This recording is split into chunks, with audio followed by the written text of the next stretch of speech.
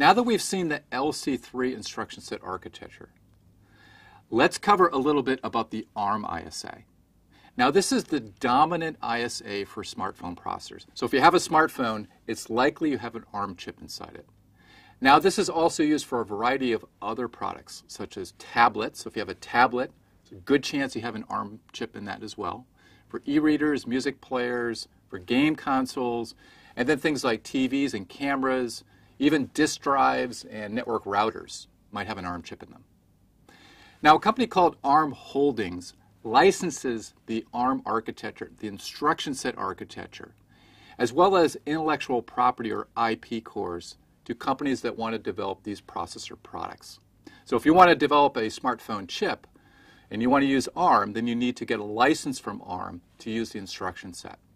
Now, then you can choose to use one of their own cores that they've designed. You can take that core, and they have a variety of cores that have different performance and power points and area costs, for instance. So depending on the application, you can choose a core, and then you can create a chip using that core.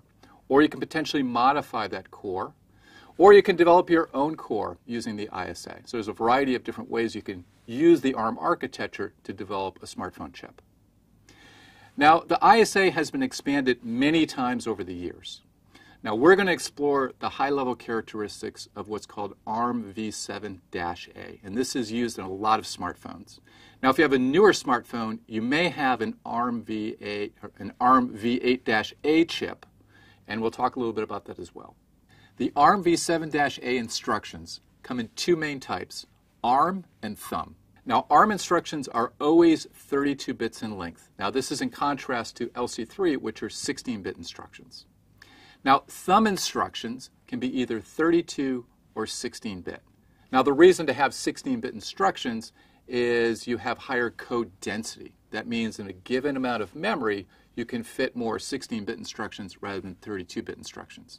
But these 16-bit instructions are more limited in their capability. Now, you can intermix these ARM and thumb instructions in the same program. And there's a very rich set of operations. There's arithmetic and logical operations, just like as we saw with LC3, but also things like comparison instructions, shift instructions, move instructions. Now, it also has load instructions, just like LC3. It's what's called a load-store architecture, where we operate on instructions in registers, and we load those and store those to and from memory. Now, it has a base and offset mode and a PC relative mode, also like in LC3, but it has a number of other addressing modes, such as auto increment. So if you remember from our character counting program, we had to increment our file pointer every time we had a new iteration of the loop.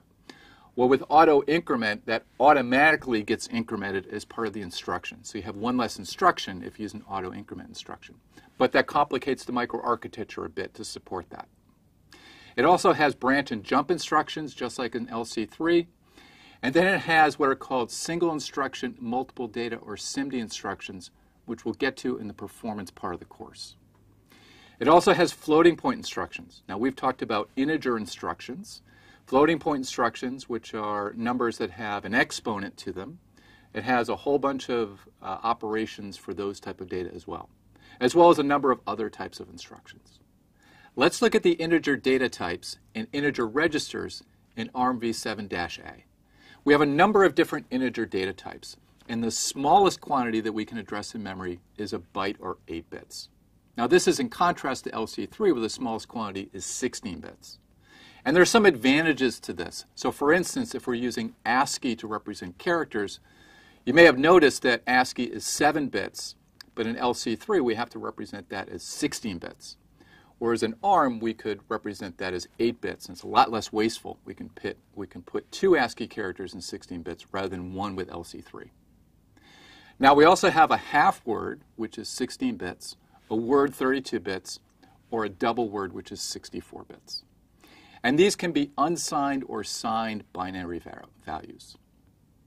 For integer registers, these are 32 bits wide, which is different than LC3, where there's 16 bits.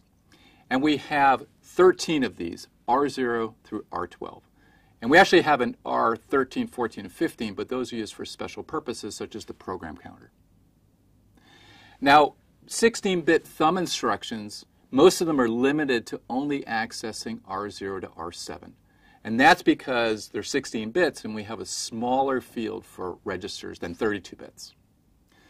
Now, each of these registers, you can think of them as holding a single word of 32 bits, two 16-bit half words, or 4 bytes. And we can individually address those potentially that way. Now, these are 32 bits, so a double word of 64 bits requires us to use 2 of these registers. Now, we also have a program counter and condition codes, just like in LC3, and we have some other special registers as well. Now let's take a look at the ARMv7-A memory model. In terms of its address space, we have 32-bit integer registers, so we can address up to 2 to the 32 memory locations, and again, each one of those addresses a byte or 8 bits. So that gives us a total of 4 gigabytes of memory that we can address using those 32-bit registers. Now this is divided up, just like in LC3, into different regions for user programs, for the operating system, as well as for I/O devices. A newer version of the ARM ISA, ARMv8-A, was announced at the end of 2011. And this is used in some of the newer smartphones. So if you have the latest version, you may have a chip that supports ARMv8-A rather than v7-A. Now, instructions are 32 bits, just as with v7-A. But now we have 31 general-purpose integer registers as opposed to 13 with v7-A. So we have more registers that we can deal with if we're writing code or if we're compiling to the ARM ISA. And each of these now is 64 bits wide, which is expanded from 32 bits in v7-A. Now, one of the advantages of this is that our memory addresses now are 64 bits because an integer now is 64 bits wide.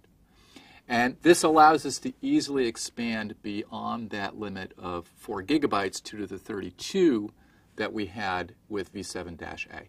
So we can put in a lot more memory in our smartphones and address it very easily.